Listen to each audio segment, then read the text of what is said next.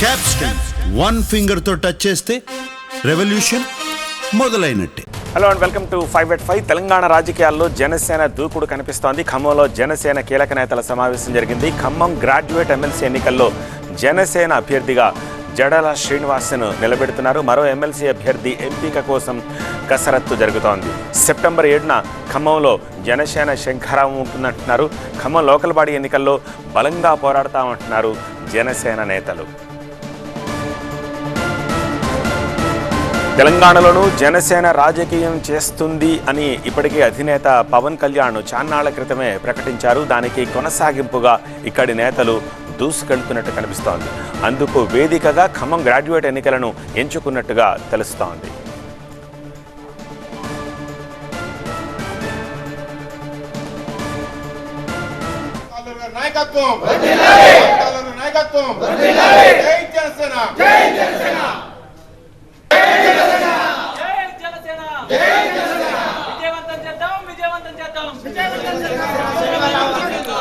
Khammam graduate MLC ఎన్నికల్లో జనసేన అభ్యర్థిగా జడాల శ్రీనివాస్ను నిలబెడుతున్నారు. మరో ఎమ్మెల్సీ అభ్యర్థి ఎంపిక కోసం కసరత్తు జరుగుతోంది. సెప్టెంబర్ 7న ఖమ్మంలో జనసేన శంఖారావం ఉండబోతోంది. ఖమ్మం లోకల్ బాడీ ఎన్నికల్లో బలంగా పోరాడతామని జనసేన నేతలు అంటున్నారు.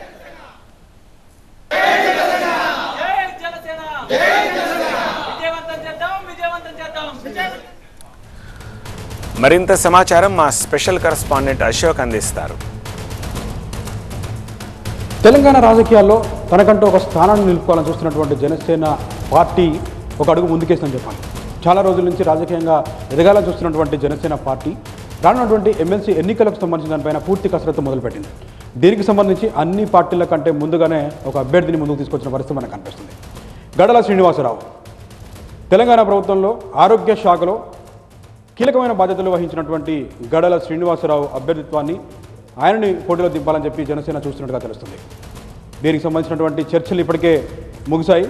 అటు ఉమ్మడి వరంగల్, నల్గొండ, ఖమ్మంకి సంబంధించినటువంటి పట్టభద్రుల ఎమ్మెల్సీ ఎన్నికల్లో అభ్యర్థిగా జనసేన నుంచి గడాల శ్రీనివాసరావు అభ్యర్థిత్వాన్ని అటు పవన్ కళ్యాణ్ కూడా సుముఖత వ్యక్తం చేసినట్టుగా తెలుస్తుంది. ఇదే నిజమైతే అన్ని పార్టీల కంటే ముందుగానే ఎమ్మెల్సీ ఎన్నికలకు సంబంధించినటువంటి అభ్యర్థిని జనసేన ప్రకటించినట్టు అవుతుంది. ఇక పొత్తుల విషయానికి వస్తే ఇప్పటికే జనసేన పార్టీ కూటమిలో ఉంది. అటు తెలుగుదేశం కావచ్చు, ఇటు బీజేపీ కావచ్చు. ఈ కూటమితో ఉన్నటువంటి జనసేన పార్టీ మరి కలిసి పోటీ చేస్తుందా లేకపోతే సింగిల్గానే పోటీ చేస్తుందని మాత్రం వేచి చూడాల్సిన అవసరం కనిపిస్తుంది. ఇంకా ఎమ్మెల్సీ ఎన్నికలకి చాలా రోజుల టైం ఉంది. కానీ ముందుగానే అభ్యర్థికి సంబంధించినటువంటి కసరత్తు మొదలైపోయింది. ఇప్పటికే జిల్లాలలో అనేక మీటింగ్స్ జరుగుతున్నాయి. ఆ మీటింగ్స్లో లోకల్గా ఉన్నటువంటి క్యాడర్ని బూస్టప్ చేసే పనిలో జనసేన లోకల్ క్యాడర్ కూడా పనిచేస్తున్న పరిస్థితి మనకు కనిపిస్తుంది. ఇవన్నీ పక్కన పెడితే ఇక కూటమి విషయానికి వస్తే ఇప్పటికే పిసిసి ఇక్కడ ఉన్నటువంటి రామచంద్రరావు కావచ్చు, రామచంద్రరావు ఢిల్లీలో మాట్లాడుతూ ఎవరితో కూడా పొత్తుండదు, సింగిల్గానే పోటీ చేస్తాం, జాతీయ నాయకత్వం పొత్తులకు సంబంధించిన దానిపైన నిర్ణయం తీసుకుంటుందని కూడా చెప్పిన నేపథ్యంలో ఇక్కడ ఉన్నటువంటి జనసేన నాయకత్వం కూడా, తెలంగాణ రాష్ట్ర నాయకత్వం కూడా ఇప్పటికే ఒక ప్రకటన రిలీజ్ చేసింది. ఎట్టి పరిస్థితుల్లో ఈసారి మేము పోటీ చేస్తాం, ఎలాంటి ఎన్నికలు వచ్చినా మేము సింగిల్గానే బరిలోకి దిగుతాం. ఒకవేళ జాతీయ నాయకత్వం కావచ్చు, తమ నాయకత్వం కావచ్చు పూర్తి స్థాయిలో ఆదేశిస్తే పొత్తులకు సంబంధించిన దానిపైన మాట్లాడతాం. కానీ ఎట్టి పరిస్థితుల్లో జనసేన నాయకులే పోటీలో ఉంటారని చెప్పిన నేపథ్యంలో ఇప్పుడు గడాల శ్రీనివాసరావు పేరుకు ముందు రావడం జరిగింది. సో మరి టీడీపీతో అయినా పొత్తు ఉంటుందా లేకపోతే బీజేపీ ఇప్పటికే చెప్పినట్టుగా పొత్తు ఉండదా లేకుంటే జనసేన సింగిల్గానే పోటీ చేస్తున్న మాత్రం ఒక ఆసక్తికరమైన చర్చ అయితే నడుస్తుంది. మొత్తానికైతే ఎమ్మెల్సీ ఎన్నికలు తెలంగాణలో ఒక హీట్ వాతావరణం పెంచుతున్నాయి. జనసేన ఇది ఒక అదునుగా తీసుకొని ఎట్టి పరిస్థితుల్లో ఎన్నికల్లో పోటీ చేయాలని చూస్తున్న నేపథ్యంలో గడాల శ్రీనివాసరావు పేరుని అయితే ప్రతిపాదించిన నేపథ్యంలో అందరికంటే ముందుగానే జనసేన పార్టీ ఎమ్మెల్సీ ఎన్నికల్లో మేము ముందున్నామని చెప్పే ప్రయత్నం అయితే చేస్తామని చెప్పవచ్చు.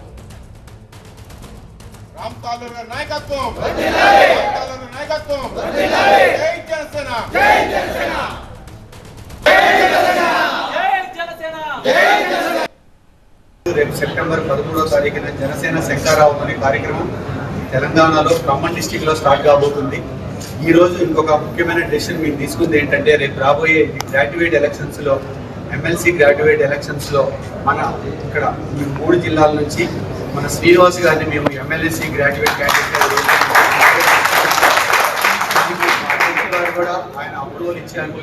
రాబోయే కాలంలో కూడా రెండో ఎమ్మెల్సీ క్యాండిడేట్ ఎవరనేది కూడా మేము త్వరలోనే మీడియా మిత్రులకి ఆ పేరు కూడా షేర్ చేసుకుంటాము. బట్ ఇప్పటికైతే మీ అందరి సహకారం శ్రీనివాస్ గారికి అందించాలి. ఇక్కడ నుంచి మా జర్నీ స్టార్ట్ అవబోతుంది. రేపు ఖమ్మం లోకల్ బాడీ ఎలక్షన్ లో కూడా చాలా బలంగా ముందుకెళ్తున్నాము. ఇక మంత్రి కొండా సురేఖ అంశం కాంగ్రెస్ లో మరింత అలజడి రేపుతోంది. ఓవైపు మంత్రి సురేఖ లేఖ మీద లేఖ రాస్తుంటే గాంధీ భవన్ లో నేతలు కూడా వరుసగా స్పందిస్తున్నారు. తనపై కొందరు నేతలు దాడి చేస్తున్నా పార్టీ మౌనంగా ఉండటంపై కొండా సురేఖ అసంతృప్తిని వ్యక్తం చేస్తున్నారు. అయితే కొండా సుష్మిత వ్యాఖ్యల్ని సురేఖ ఎందుకు ఖండించలేదని పార్టీ ప్రశ్నిస్తోంది. పార్టీ లైన్ దాటితే ఎంతటి వారినైనా ఉపేక్షించేది లేదని అంటున్నారు కాంగ్రెస్ నేతలు. సో మా దగ్గర ఇది ప్రజాస్వామ్యం నమ్ముకున్న పార్టీ కాబట్టి కొంత ప్రజాస్వామిక స్వేచ్ఛ ఎక్కువ ఉంటుంది. ఎక్కువనప్పుడు 1-2 మార్లు అవకాశాలు వస్తాయి, మాట్లాడినా దాన్ని సరి చేసుకునే అవకాశాలు. అద్దులు దాటినాక ఎవరిని కూడా స్పేర్ చేసేది ఉండదు, అది ఎంత పెద్దవాడైనా. ఇది కాంగ్రెస్ పార్టీ విధానం. పెద్ద పెద్ద నాయకులు మేము ఏఎస్లో పోగొట్టుకున్నాం. క్రమశిక్షణ ఉల్లంఘించిన వారు ఎంతటి పెద్దవారని ఉపేక్షించేది ఉండదు. ఇది కాంగ్రెస్ పార్టీ విధానం. ముఖ్యమంత్రి గారి గురించి పార్టీ గురించి అడ్డగోలుగా మాట్లాడతానంటే నడవదు. ఇదొక పద్ధతి ప్రకారం నడుస్తున్నట్టు పార్టీ. స్వేచ్ఛ ఇస్తున్నాం కదా, స్వేచ్ఛ ఉంది కదా అని ఇష్టారాజ్యంగా మాట్లాడడం లేదు.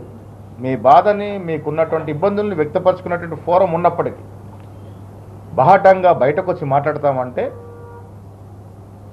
ఆ మాటలను తీర్చనలు బట్టి అద్దులు దాటినప్పుడు డెఫినెట్గా చర్యలు ఉంటాయి. కొందరు నేతల వెనుక అదృశ్య శక్తి ఉందన్న వ్యాఖ్యలకి కౌంటర్ ఇచ్చారు మంత్రి వాకిటి శ్రీహరి. 100% పార్టీ లైన్ దాటితే ఎవరైనా తుదకు వాకిటి శ్రీహరి అయినా పార్టీ లైన్ దాటితే ఖచ్చితంగా నా మీద కూడా చర్యలు ఉంటాయి. కొండా సురేఖ గారి కూతురు విషయంలో నన్ను ఎందుకు టార్గెట్ చేస్తున్నారనే మాట ఆయన అనొచ్చు. మరి కొండా సురేఖ గారి కూతురు మాట్లాడిన విషయంలో పార్టీ డ్యామేజ్ అవుతుందనేది ఆలోచనతో వీళ్ళు మాట్లాడారు. కాబట్టి స్వేచ్ఛ అనేది ఒకరికే ఉండదు కదా, స్వేచ్ఛ అనేది అందరికీ ఉంది. చెప్పిన దాన్ని ఈ విధంగా పార్టీ డ్యామేజ్ అవుతుంది కాబట్టి 100% పార్టీ డ్యామేజ్ కాకుండా చూసుకుంటామని మాట్లాడే సందర్భంలో వాళ్ళు కూడా మాట్లాడండి. అదృశ్య శక్తి అనేది ఏం లేదు, కాంగ్రెస్ పార్టీ ఒక శక్తి. ఇదే అంశానికి సంబంధించి మనకి పూర్తి అప్డేట్స్ అందించడానికి మా ప్రతినిధి ఎలెందర్ సిద్ధంగా ఉన్నారు. ఎలెందర్, ఓ పక్క సురేఖ తగ్గేలా కనిపించడం లేదు, మరోవైపు నేతలు కూడా పట్టు వదలడం లేదు, పైగా కఠిన చర్యలు ఉంటాయని పార్టీ నేతలే అంటున్నారు. అంటే కొండా సురేఖపై అసలు ఎలాంటి చర్యలు తీసుకునే అవకాశం ఉంది? రైట్, దీనికి సంబంధించి సీఎం ఈ రాత్రి కానీ రేపు ఉదయానికి హైదరాబాద్ చేరుకుంటారు. ఆ తర్వాత ఈ పూర్తి అంశాలపైన, ఈ కొండా సురేఖ అంశమే కాదు మిగతా 2-3 అంశాలు కూడా హాట్ టాపిక్గా మారుతున్నాయి కాంగ్రెస్ పార్టీలో.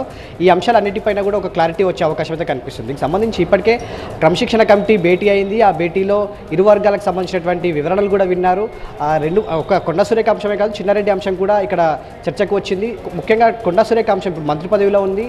ఆ మంత్రి పదవిలో ఉన్నటువంటి ఆవిడ కూతురు మాట్లాడినప్పుడు ఖండించాల్సిన అవసరం ఎంతైనా ఉంటుంది. ప్రభుత్వాన్ని విమర్శిస్తుంటే, ప్రభుత్వ పెద్దని విమర్శిస్తుంటే తప్పకుండా ఆపాల్సిన బాధ్యత ఆమె పైన ఎంతైనా ఉంది అనేది క్రమశిక్షణ కమిటీ చెప్తోంది. సో ఈ అంశం పైన పూర్తిగా రెండోసారి ఆమె వివరణ ఇస్తూ కూడా లేఖ రాసింది. సో తనపైన తన మంత్రి పదవిని, తన రాజకీయ భవిష్యత్తును ప్రశ్నించే విధంగా తన తోటి ఎమ్మెల్యేలంతా కూడా మాట్లాడడం కూడా కరెక్ట్ కాదు. విచారణ స్టేజ్లో ఉన్నటువంటి ఈ అంశం పైన ముక్కుమ్మడిగా ఇంతమంది మాట్లాడడం వెనుక ఒక అదృశ్య వ్యక్తులు ఉన్నారు. ఆ అంశం పైన కూడా పరిగణలోకి తీసుకొని ఎంక్వైరీ చేయాలని చెప్పేసి కూడా ఆమె మరోసారి లెటర్ రాసిన సందర్భంలో ఇది మరొకసారి ఒక చర్చాంశంగా మారింది. దీనికి సంబంధించి ఎవరైనా పార్టీ లైన్ దాటితే తప్పకుండా చర్యలు తీసుకుంటారు, చర్యలకు వాళ్ళు తలొగ్గాల్సిందే అనేది ఉన్నటువంటి సీనియర్ నాయకులు కావచ్చు, సీనియర్ మంత్రులు వీళ్ళంతా కూడా చెప్తున్నటువంటి పరిస్థితి కనిపిస్తుంది. పార్టీ అధిష్టానం కూడా ఇదే అంశాన్ని స్పష్టం చేస్తుంది. ఈరోజు ఉదయం మహేష్ కుమార్ గౌడ్ పిసిసి చీఫ్ మాట్లాడిన సందర్భంలో కూడా ఎవరికైనా స్వేచ్ఛ ఉంటుంది, ఆ స్వేచ్ఛ ఎంతవరకు ఉండాలో అంతవరకే ఉంటుంది. బహిరంగంగా వచ్చి పార్టీ పెద్దల పరువు, పార్టీ పరువును బయట ఇష్టం వచ్చినట్టు మాట్లాడతా అంటే, అనుచితంగా వ్యాఖ్యలు చేస్తా అంటే ఊరుకునే ప్రసక్తి లేదు. తప్పకుండా పార్టీ లైన్ దాటితే చర్యలు ఉంటాయి. అది ఎంతటి వారికైనా ఆ చర్యలు తప్పవు అనేది మంత్రులు చెప్తున్నటువంటి మాట. సో కొంచెంసేపు మనం ఉదయం వాకటి శ్రీహరితో మంత్రితో మాట్లాడినప్పుడు కూడా నేను పార్టీ లైన్ దాటితే కూడా నా పైన కూడా చర్యలు తప్పవు. సో కొండా సురేఖ కానీ ఇంకెవరైనా కానీ తప్పకుండా చర్యలు ఉంటాయనేది మాత్రం కాంగ్రెస్ పార్టీ నాయకులు చాలా స్పష్టంగా చెప్తున్నారు. సో సీఎం ఈ రాత్రికి ఉదయానికి చేరుకుంటారు కాబట్టి రేపు వచ్చిన తర్వాత పార్టీ అధిష్టానము, సీఎం వీళ్ళంతా కూర్చున్న తర్వాత ఒక నిర్ణయం తీసుకునే అవకాశం అయితే ఉంటుంది. సో తప్పకుండా చర్యలు ఉంటాయనేది మాత్రం స్పష్టంగా కనిపిస్తుంది. కానీ ఏ స్థాయిలో చర్యలు ఉంటాయనేది మాత్రం కొంత సస్పెన్స్గానే కనిపిస్తున్నటువంటి పరిస్థితి అయితే కనిపిస్తుంది. Thank you Velender. Third exclusive వార్త, అంజయ్యనగర్లో బిల్డింగ్ శిథిలాల తొలగింపు పూర్తయింది. ఘటనకి కారకులైన వారిపై చర్యలు మొదలయ్యాయి. ఇప్పటికే టౌన్ ప్లానింగ్ అధికారి సంతోష్ పై సస్పెన్షన్ వేటు పడింది. ఈ ప్రమాదంలో డ్యామేజ్ అయిన మరో బిల్డింగ్ ని అధికారులు కూల్చేస్తున్నారు. నాలా మీద వెలిసిన మొత్తం 5 బిల్డింగ్లని హైడ్రా కూల్చివేయడానికి నిర్ణయం తీసుకుంది. శిథిలాల్లో మిగిలిన భారీ వస్తువుల తొలగింపు తరువాత ఇతర బిల్డింగ్స్ కూల్చివేత ఉండనుంది. ఇక తక్కువ గజాల్లో ఎక్కువ ఫ్లోర్లతో నిర్మించిన అక్రమ నిర్మాణాలని గుర్తించి చర్యలు తీసుకోవడానికి సిద్ధమవుతున్నారు సైబరాబాద్ మున్సిపల్ అధికారులు.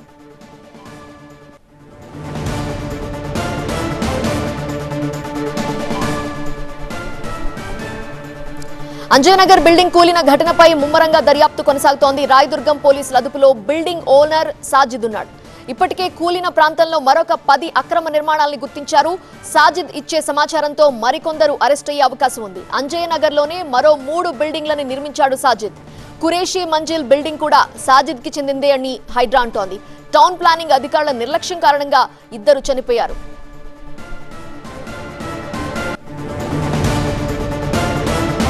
అక్రమ నిర్మాణాలపై సీరియస్ గా వ్యవహరించాలి అని స్థానికులు కూడా డిమాండ్ చేస్తున్నారు. డ్యామేజ్ అయిన అపార్ట్మెంట్ లోని 25 బ్లాక్ ని సాజిద్ తో రిపేర్ చేయించాలి, లేదంటే ప్రభుత్వం అయినా సహాయం చేయాలని స్థానికులు డిమాండ్ చేస్తున్నారు. కూలిన బిల్డింగ్ పక్కన అపార్ట్మెంట్ తో పాటు మరొక 3 భవనాల్ని ఖాళీ చేయించారు పోలీసులు. చెప్పారు, మా హాస్టల్ ఓనర్ చెప్పాడు అది కట్టకండి అంటే, కానీ అది వాళ్ళ ఇల్లా సో కట్టారు. సో దానివల్ల ఏమైందంటే మా బిల్డింగ్ ఫౌండేషన్ అనేది దెబ్బతినింది. సో మా ఓనర్ ఏం చేస్తున్నాడు అంటే దాన్ని సరి చేస్తున్నాడు. సరి చేసేటప్పుడు మేబీ ఏమైందో అది సడన్గా ఈ బిల్డింగ్ మీదకి పడిపోయింది ఇలాగా. సో మేమందరం ఇంకా మా మెట్లు కూడా పడిపోయి మేము ఇంకా లిఫ్ట్ వర్క్ అవుతుంది, లిఫ్ట్లో వచ్చేసాం అందరం కిందకి. ఫ్రెష్ అవుదా అని వచ్చేలోపు సౌండ్ వచ్చింది, బయటకు వచ్చి చూసా బిల్డింగ్ పడిపోయింది. ఇంకా అంతే, మేము ఏం తీసుకోలే, ఎలా ఉన్నామో అలా కింద పరిగెత్తుకొని వచ్చేసాం అంతే. లిఫ్ట్లో ఆల్టర్నేటివ్ వేరే పీజీ ఇచ్చారు, రూమ్ అకామిడేషన్ అంతా వాళ్ళు చూసుకుంటున్నారు. పూర్తి వివరాలు అందించడానికి మా ప్రతినిధి నూర్ సిద్ధంగా ఉన్నారు. నూర్, నాలాపై అక్రమంగా నిర్మించిన భవనాలు ఎన్ని కూల్చేయడానికి అధికారులు రెడీ అయ్యారు? ఓనర్ సాజిద్ ని అదుపులోకి తీసుకున్నారు కదా, అతను ఏమంటున్నాడు? ఆల్మోస్ట్ సంజయ్ నగర్లో ఉన్న చాలా వరకు భవనాలు అక్రమంగానే ఉన్నాయి. నాలాలు పూర్తిగా కబ్జాకు గురయ్యాయి. ఇక్కడ డైరీస్ నాలాలు అనేది ఈ ఏరియాలో ఎక్కడ కనిపించట్లేదు. ఈ ప్రమాదం జరిగిన తర్వాత హైడ్రా జిహెచ్ఎంసీ అధికారులు రంగంలో దిగారు. వాళ్ళ మ్యాపింగ్తో ప్రకారం ఏదైతే జిహెచ్ఎంసీ మ్యాప్ ప్రకారం ఏదైతే నాలాలు ఉన్నాయో ఆ నాలాలని పూర్తిగా గుర్తించారు. ఎక్కువగా సాజిదే అక్రమాలకు పాల్పడ్డాడు, అధికారులను మేనేజ్ చేసి అతను అక్రమంగా ఇక్కడ భవనాలు నిర్మాణం చేశాడు అనేది కూడా ప్రస్తుతం పోలీస్ ఇన్వెస్టిగేషన్లో తెలిసిన పరిస్థితి.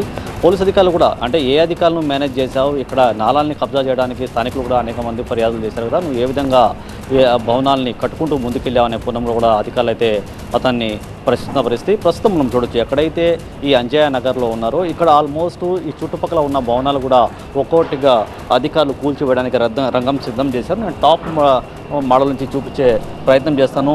హైయెస్ట్ ఏదైతే అటాచ్ ఉందో ఆ అటాచ్ని కూడా అధికారులు ప్రస్తుతం రంగంలోకి దింపారు. నిన్న ఎక్కడైతే భవనం కూలిపోయిందో ఆ భవనం ప్లేస్తోనే పూర్తిగా అక్కడ అటాచ్ని రంగంలోకి దింపి ఇంకా ఆపోజిట్లో ఏదైతే వైట్ కలర్ బిల్డింగ్ ఉందో ఫస్ట్, సెకండ్, థర్డ్ ఫ్లోర్తో ఏదైతే మెట్లు అయితే డ్యామేజ్ అయ్యాయో అక్కడనే పీజీ విద్యార్థులతో పాటు ఐటీ ఎంప్లాయీ ఇక్కడ కిరాయకున్నారు. ఈ బిల్డింగ్ కూడా నాలా పైన పూర్తిగా నాలాని కబ్జా చేసి కట్టారనేది కూడా అధికారులు అయితే గుర్తించిన పరిస్థితి. ప్రస్తుతం అయితే నిన్న కూలిపోయిన ప్లేస్లో ఇటాచిని తీసుకురావడానికి ఇక్కడ ఈ శిథిలాన్ని పూర్తిగా తొలగించారు. బహుశా ఇంకా లోపల ఎవరు ఉండకపోవచ్చు అనేది కూడా అధికారులు ఒక క్లారిటీకి వచ్చిన తర్వాత ఇంకా ఇటాచీ ద్వారా ఈ భవనాన్ని కూల్చివేయడానికి ఇక్కడ అన్ని విధాలుగా ప్రయత్నాలు మొదలుపెట్టిన పరిస్థితి. ప్రస్తుతం మార్నింగ్ నుంచి జేసీబీ ద్వారా ఇక్కడ ఈ శిథిలాన్ని తొలగించారు. ఇప్పుడు బాహుబలి ఇటాచీ ఏదైతే ఉంటుందో అది చాలా వేగంగా ఈ భవనాన్ని కూల్చివేయడానికి వాడుతూ ఉంటారు. అలాంటి ఇటాచీని కూడా రంగంలో దిగిన పరిస్థితి మనం చూడొచ్చు. ఫస్ట్ ఏదైతే డ్యామేజ్ అయిందో ఆ బిల్డింగ్లో ఉన్న పూర్తిగా విద్యార్థులతో పాటు ఐటీ ఎంప్లాయీస్ కూడా వాళ్ళు దొరికిన వాళ్ళ సామాన్లు తీసుకొని ఆల్మోస్ట్ వెళ్ళిపోయారు. ఎందుకంటే అత్యంత ప్రమాదకరమైన సిచ్యువేషన్లో ఆ బిల్డింగ్ ఉంది కాబట్టి మీకు కావాల్సిన వస్తువులు తీసుకొని బయటపడండి, బిల్డింగ్ ప్రమాద స్థితిలో ఉందనేది కూడా అధికారులు వాళ్ళకి హెచ్చరించి ఖాళీ చేసిన పరిస్థితి. 4 వైపుల నుంచి కూడా ఆల్మోస్ట్ 20 ఫ్లాట్లు కూడా ఇక్కడ ఎవరైతే నివాసులు ఉన్నారో వాళ్ళందరినీ ఖాళీ చేయించారు. వాళ్ళు కూడా ఎంతకాలం మీరు ఇక్కడ ఈ వర్క్ నడుస్తుంది, ఎన్ని రోజులు మేము ఇక్కడ రాకూడదు క్లారిటీ ఇస్తే మేము ఆల్రెడీ హోటల్స్తో పాటు ఇతర ప్రాంతాలకు వెళ్ళిపోయడానికి మేము ఏర్పాట్లు కూడా చేసుకుంటామనేది కూడా ఐటీ ఎంప్లాయీస్ కూడా చెప్పుకోపోయిన పరిస్థితి. ప్రస్తుతం అయితే ఇక్కడ వర్క్ చాలా వేగంగా నడుస్తుంది. ఈ మిడ్ నైట్లో పూర్తిగా ఈ పీజీ స్టూడెంట్స్ ఏదైతే భవనం ఉందో ఏదైతే డ్యామేజ్ అయిందో ఆ భవనాన్ని పూర్తిగా కూల్చివేస్తామనేది కూడా అధికారులు అయితే చెప్పొస్తున్న పరిస్థితి. Right Noor, thank you. ఇక తెలంగాణలో ఆటో, క్యాబ్, స్కూల్ వ్యాన్ డ్రైవర్లు బంద్కు పిలుపునివ్వడం ఆందోళన కలిగిస్తోంది. 2023 ఎన్నికల్లో కాంగ్రెస్ ఇచ్చిన హామీలను అమలు చేయాలి అన్న డిమాండ్తో నేటి అర్ధరాత్రి నుంచి సమ్మె చేయబోతున్నట్లు ఆటో యూనియన్లు ప్రకటించాయి. 18 సంఘాల జేఏసీ ఆధ్వర్యంలో బంద్ చేస్తున్నట్టు ఆటో డ్రైవర్స్ ప్రకటించారు. డ్రైవర్లకు ఏటా 12,000 ఆర్థిక సాయం ఇస్తాం అన్న ఎన్నికల హామీతో పాటు ప్రైవేట్ రవాణా కార్మికుల సంక్షేమ బోర్డుని తక్షణమే ఏర్పాటు చేయాలి అని కోరుతున్నారు ఆటో డ్రైవర్స్. అలాగే పెరిగిన పెట్రోల్, డీజిల్ ధరలకు అనుగుణంగా ఆటో, క్యాబ్ మీటర్ రేట్లు సవరించాలని కోరుతున్నారు. అంటే 23 ఆగస్టు అర్ధరాత్రి నుంచి ఆటో, స్కూల్ వ్యాన్ మరియు క్యాబ్ బంద్కి పిలుపునివ్వడం జరిగింది. 18 సంఘాలు కూడుకుని జేఏసీగా ఏర్పడటం జరిగింది. కాంగ్రెస్ ప్రభుత్వం అధికారంలో రావడానికి 3 హామీలని ఆటో డ్రైవర్లకు ఇవ్వడం జరిగింది. అదేవిధంగా ప్రైవేట్ ట్రాన్స్పోర్టు కార్మికులకు కూడా ఒక హామీ ఇవ్వడం జరిగింది. తెలంగాణ రాష్ట్రంలో ఉన్నటువంటి ఆటో మరియు ప్రైవేటు రవాణా కార్మికుల యొక్క సంక్షేమం కొరకు సంక్షేమ బోర్డు ఏర్పాటు చేస్తామని చెప్పేసి రాష్ట్ర ప్రభుత్వం ప్రకటించి 3 సంవత్సరాలు అవస్థ ఉంది. అదేవిధంగా తెలంగాణ రాష్ట్ర వ్యాప్తంగా ఒకే పర్మిట్, ఒకే ఆటో అన్నిటికీ కూడా రాష్ట్ర వ్యాప్తంగా ఒక పర్మిట్ ఇస్తామని చెప్పారు. అది మూడోది 12,000 రూపాయలు ఇస్తాము ఆటో డ్రైవర్లకు ఏటా అని చెప్పడం జరిగింది. 3 హామీలు నెరవేర్చలేదు. ఈ యొక్క రాష్ట్ర ప్రభుత్వము మొత్తం దగా చేసింది ఆటో డ్రైవర్లను, ట్యాక్సీ, అదేవిధంగా స్కూల్ వ్యాన్ డ్రైవర్లను. దీన్ని మేము వ్యతిరేకిస్తూ మా డిమాండ్ల సాధనగా ఏదైతే మేము నిరవధిక సమ్మె చేస్తున్నామో మేము సహకారం కోరుతా ఉన్నాం.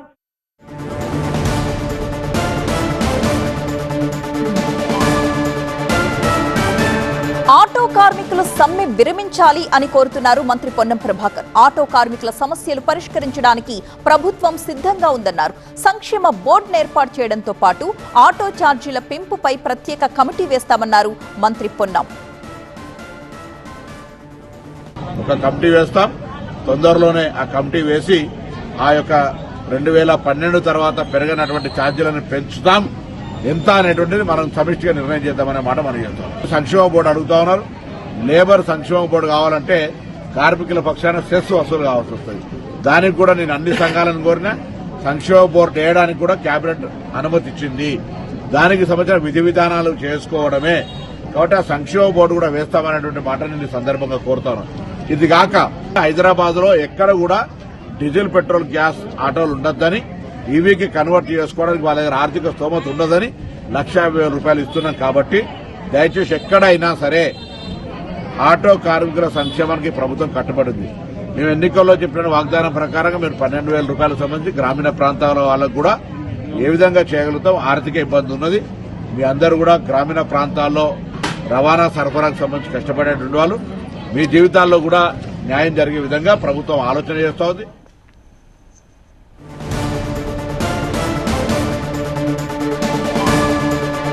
ఆటో సంఘాల నాయకులతో చర్చలకు ప్రభుత్వం సిద్ధంగా ఉంది. ఆటో సంఘాల నాయకుల్ని చర్చలకు ఆహ్వానించారు రవాణా శాఖ.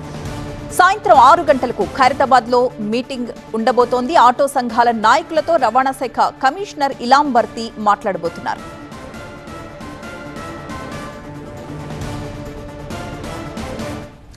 మూవింగ్ ఆన్ 5@5 లో మనకి మరొక బ్రేకింగ్ న్యూస్ అందుతోంది. మాజీ మంత్రి కారుమూరి నాగేశ్వరరావు అరెస్ట్ అయ్యారు. నాగేశ్వరరావుని అరెస్ట్ చేశారు ఈడీ అధికారులు. ఏపీ లిక్కర్ ట్రాన్స్పోర్ట్ కేసులో కారుమూరిని అరెస్ట్ చేశారు. కొండాపూర్లో ఉన్న ఆయన నివాసంలోనే అదుపులోకి తీసుకుంది ఈడీ.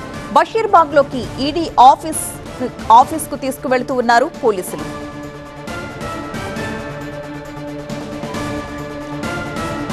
లేటెస్ట్ అప్డేట్స్ అందించడానికి మా ప్రతినిధి రంజిత్ సిద్ధంగా ఉన్నారు. రంజిత్, మాజీ మంత్రి కారుమూరి నాగేశ్వరరావును కొద్దిసేపటి క్రితమే కొండాపూర్లో ఉన్నటువంటి ఆయన నివాసం నుంచి ఈడీ అధికారులు అదుపులోకి తీసుకున్నారు. ప్రస్తుతం బషీర్బాగ్లో ఉన్నటువంటి ఈడీ ప్రధాన కార్యాలయానికి తరలించి అక్కడ విచారణ చేపట్టనున్నారు. అయితే ఆ గతంలో కారుమూరి నాగేశ్వరరావుకి సంబంధించిన కుమారుడు కారుమూరి సునీల్ జూన్ 16వ తేదీన ఏపీ లిక్కర్ ట్రాన్స్పోర్ట్ కేసులో అరెస్ట్ అయ్యాడు. సో ఈ కేసు దర్యాప్తు జరుగుతున్నటువంటి క్రమంలో ఈ రోజే కొద్దిసేపటి క్రితమే కారుమూరి నాగేశ్వరరావుని కూడా అదుపులోకి తీసుకున్నారు. అయితే ఏపీ లిక్కర్ ట్రాన్స్పోర్ట్కి సంబంధించిన విషయంలో ఏదైతే ఇక్కడ దాదాపు ఈ లిక్కర్ ట్రాన్స్పోర్ట్ ద్వారా కూడా పెద్ద ఎత్తున అవకతవకలకు పాల్పడ్డారు. ఒక్కో కాటన్ రేట్ని 15 రూపాయలు ఉన్న దాన్ని 35 రూపాయలకు పెంచడం కావచ్చు, వీటి వెనుక పూర్తి స్థాయిలో అవకతవకలు జరిగాయి. Andhra Pradesh state beverage corporation limited ద్వారా జరగాల్సినటువంటి ఈ వ్యవహారాన్ని పూర్తిగా రద్దు చేసి ప్రైవేట్ ట్రాన్స్పోర్ట్ రూపంలో చేయడం ద్వారా కూడా అవకతవకలకు పాల్పడ్డారనేది కూడా ఈడీ ఈ కేసులో దర్యాప్తు చేపడుతుంది. సో ఇదే క్రమంలో గతంలో కారుమూరి సునీల్ని అరెస్ట్ చేశారు. ఆ తర్వాత ఈ కేసులో అప్పట్లో ఏపీ స్టేట్ బెవరేజ్ కార్పొరేషన్ చైర్మన్గా ఉన్నటువంటి వాసుదేవ్ రెడ్డిని కూడా అరెస్ట్ చేశారు. సో ఇక్కడ దీనికి సంబంధించి ఇక్కడ ఉన్నటువంటి ప్రైవేట్ ఏదైతే అప్పటికే ఉన్నటువంటి ట్రాన్స్పోర్ట్ సిస్టాన్ని పూర్తిగా రద్దు చేసి ఈ ప్రైవేట్కి చేర్చడం ద్వారా కూడా పెద్ద ఎత్తున అవకతవకలు జరిగాయి. ఒక్కో కాటన్కి 35 రూపాయలు పెంచడం ద్వారా కూడా ఇందులో అవకతవకలు జరిగాయనేది కూడా ఈడీ ఆరోపిస్తుంది. సో దీంతో పాటు ఇక్కడ తన తండ్రి ప్రభావాన్ని ఉపయోగించుకొని అవకతవకలకు పాల్పడ్డారనేది కూడా ఈడీ ప్రధానంగా ఆరోపిస్తుంది. సో ఇదే క్రమంలో ఇక్కడ మాజీ మంత్రి కారుమూరి నాగేశ్వరరావు పాత్రను కూడా పై కూడా ప్రస్తుతం ఈడీ అధికారులు దర్యాప్తు చేయబోతున్నారు. అయితే కారుమూరి సునీల్కి సంబంధించిన కంపెనీ ఏదైతే ఉందో ఆ కంపెనీ ద్వారా జరిగినటువంటి లావాదేవీలన్నింటినీ కూడా ఈడీ అధికారులు వెరిఫై చేయనున్నారు. దీంతోపాటు గతంలోనే కారుమూరి నాగేశ్వరరావుకి సంబంధించిన వాటి విషయంలో కూడా ఈడీ అధికారులు నోటీసులు జారీ చేశారు. సో అప్పుడు కూడా ఆయనకు సంబంధించిన స్టేట్మెంట్ రికార్డ్ చేశారు. సో ఇప్పుడు కొద్దిసేపు క్రితమే అరెస్ట్ చేశారు. జూన్ 16వ తేదీన కారుమూరి సునీల్ని అరెస్ట్ చేసిన తర్వాత కొద్దిసేపు క్రితమే మాజీ మంత్రి కారుమూరి నాగేశ్వరరావును కూడా కొండాపూర్లో ఉన్నటువంటి ఆయన నివాసం నుండి ఈడీ అధికారులు అదుపులోకి తీసుకున్నారు. ప్రధానంగా కారుమూరి సునీల్కి సంబంధించిన కంపెనీలో జరిగినటువంటి అవకతవకలన్నింటికీ కూడా ఇక్కడ కారుమూరి నాగేశ్వరరావు తన తండ్రి రాజకీయ పలుకుబడిని ఉపయోగించి కూడా అవకతవకలకు పాల్పడ్డారనేది కూడా ఈడీ చెప్తుంది. సో ఇదే క్రమంలో ప్రస్తుతం కారుమూరి నాగేశ్వరరావుని ఇంకా విచారించాల్సి ఉందనేది కూడా ఈడీ అధికారులు చెప్తున్నారు. సో ఇక్కడ ఆంధ్రప్రదేశ్ స్టేట్ బ్యూరేజ్ కార్పొరేషన్ లిమిటెడ్ ద్వారా కాకుండా ప్రైవేట్ ద్వారా జరిగినటువంటి ఈ ట్రాన్స్పోర్ట్ ద్వారా కూడా ఎలాంటి అవకతవకలు జరిగాయన్నటువంటి దానిపైన కూడా ప్రస్తుతం ఈడీ దర్యాప్తు చేపడుతుంది. సో ఇందులో కారుమూరి నాగేశ్వరరావు మాత్రం తనకు సంబంధించిన కుమారుడి కంపెనీలో ఎలాంటి అవకతవకలు జరగలేదనేది కూడా గతంలో చెప్పారు. నోటీసులు ఇచ్చినటువంటి క్రమంలో కూడా కారుమూరి సునీల్ అరెస్ట్ తర్వాత కూడా కారుమూరి నాగేశ్వరరావు స్పందిస్తూ ఎక్కడ కూడా అవకతవకలకు పాల్పడలేదు, కేవలం తన కుమారుడికి సంబంధించిన కంపెనీకి సంబంధించిన లావాదేవీలు జరిగాయి, ఎక్కడ కూడా తాము నిబంధనలు ఉల్లంఘించలేదని కూడా ఇటు కారుమూరి నాగేశ్వరరావు చెప్తున్నారు. కానీ ఈడీ అధికారులు ఈసీఆర్ కింద కేసు నమోదు చేసిన తర్వాత ఇక్కడ పెద్ద ఎత్తున అవకతవకలు జరిగాయి. ఒక్కో కాటన్కి 15 రూపాయలు ఉండాల్సింది 35 రూపాయలకు పెంచడం కావచ్చు. ఆ తర్వాత స్టేట్ బ్యూరేజ్ కార్పొరేషన్ తరఫున జరగాల్సినటువంటి ట్రాన్స్పోర్ట్ని ఆ సిస్టమ్ని పూర్తిగా రద్దు చేసి ఇక్కడ ప్రైవేట్ రూపంలో ట్రాన్స్పోర్ట్ చేయడం, ఇదంతా కూడా నిబంధనలు ఉల్లంఘించి జరపడం ద్వారా దాదాపు 300 కోట్ల రూపాయలకు సంబంధించిన అవినీతి ట్రాన్స్పోర్ట్ రూపంలో జరిగిందనేది కూడా ఈడీ చెప్తుంది. సో ఇదే క్రమంలో ప్రస్తుతం కారుమూరి సునీల్కి సంబంధించిన కంపెనీ పాత్రపై గతంలో దర్యాప్తు చేసిన తర్వాత కారుమూరి సునీల్ని రంజిత్. కాకినాడ జిల్లాలో సంచలనం సృష్టించిన ఈ నూకరాజు ఫ్యామిలీ ఆత్మహత్య కేసు నిందితుడిని పోలీసులు అరెస్ట్ చేశారు. నూకరాజు కుటుంబం సామూహిక ఆత్మహత్యకు కారకుడైన rifle shooting trainer Sadiq Khan పోలీసులు ఉత్తరప్రదేశ్లోని మీరట్లో అదుపులోకి తీసుకున్నారు. గత 5 రోజులుగా పోలీసుల కళ్లు కప్పి తప్పించుకు తిరుగుతున్న ఆయనను చాకచక్యంగా పట్టుకున్నారు. ఫోన్, డిజిటల్ లావాదేవీల జోలికి వెళ్లకుండా 4 రాష్ట్రాలను చుట్టేసిన సాదిక్ ఒక చిన్న క్లూతో బుక్ అయిపోయాడు. ఇవాళ రాత్రికి సాదిక్ను రాజమండ్రికి తీసుకురాబోతున్నారు పోలీసులు. సాదిక్ ఖాన్ ను కఠినంగా శిక్షించాలని ఏఈ నూకరాజు కుటుంబ సభ్యులు డిమాండ్ చేస్తున్నారు.